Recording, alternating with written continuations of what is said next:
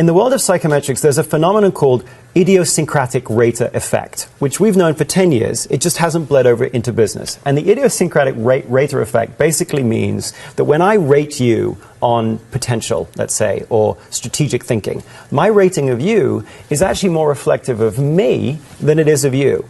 The largest study of this kind was done, maybe I can put this up. Yeah, here you go.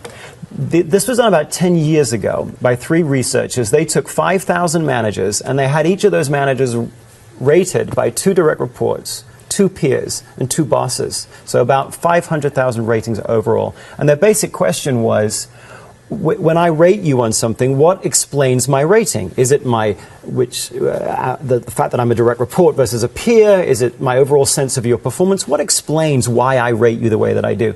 And what they found, as you can see on this pie chart, is that more than half of my rating of you is a function of me and how much of that particular quality I have, or how important I think it is. More than half of it is due to the idiosyncrasies of me versus you. They actually summarized, here's a quote in terms of the summary of their research. They said, most of what's being measured by a rating is the unique rating tendency of the rater.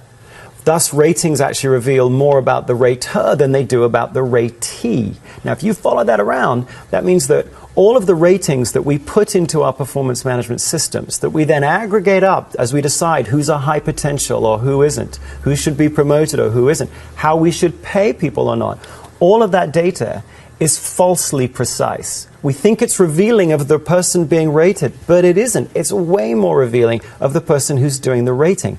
We are putting into our performance management systems bad data. And bad data in yields, of course, bad data out. So when you say, is it good to know how many employees we have and how many lost work days? And yes, that's all good, countable, reliable data. We should understand the relationships. When you look at ratings, gosh, they are psychometrically problematic.